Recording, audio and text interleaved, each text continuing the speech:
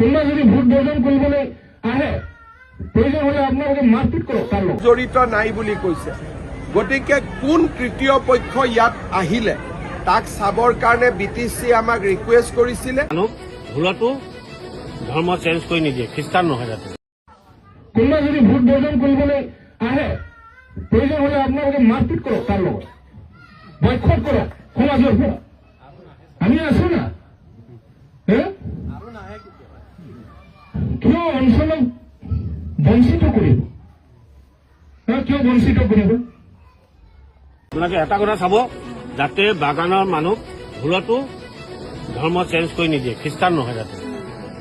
আপোনালোকৰ মানুহ চবেই যাতে আমাৰ যিটো পৰম্পৰা, আমি অতীজৰ পৰা আমি কৰম পূজা পাতো, তাৰমানে আমি হিন্দু মানুহ ন, আমাৰ নিজৰ সেইটো থাকিব লাগিব। আমি কালি পৰহি কাৰোবাৰ কথা মতে আমি খ্ৰীষ্টান হৈ যাব নালাগে। BTC কাৰ্যালয়ত এটা অনাৱশ্যকীয় ঘটনা হোৱা আমি দেখিবলৈ পাওঁ। এই ঘটনাটোৰ লগত কোনো বড়ো সংগঠনে জড়িত নহয় বুলি বিবৃতি দিছে। আপচুৰ সভাপতি দীপেন বড়ো ডাঙৰীয়াইও কৈছে যে এইটো গৰিহণাযোগ্য কাম। হাগ্ৰামা মহিলাৰী ডাঙৰীয়াইও কৈছে যে এইটো নিন্দনীয় কাম। এতিয়া প্ৰশ্ন হ'ল যে কোনে মানুহখিনিক লৈ আহিলে, কাৰণ এছেম্বলিত ৰিপৰ্ট হ'ব 7:30, 3টা বজাতে কেনেকে গণ্ডগোল হ'ব পাৰে। সেইকাৰণে BTC প্ৰশাসনে অসম চৰকাৰক অনুৰোধ কৰিছে যে এই ঘটনাটোৰ ওপৰত এটা ন্যায়িক তদন্ত হ'ব লাগে।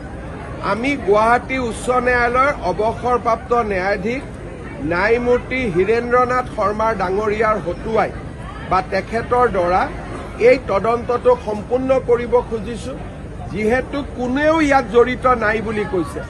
গতিকে কোন তৃতীয় পক্ষ ইয়াত আহিলে তাক চাবৰ কাৰণে BTC আমাক ৰিকুৱেষ্ট কৰিছিলে, আৰু BTC ৰিকুৱেষ্ট অনুসৰি আমি এটা জুডিচিয়েল ইনকুৱাৰী কৰিবৰ বাবে সিদ্ধান্ত লৈছো।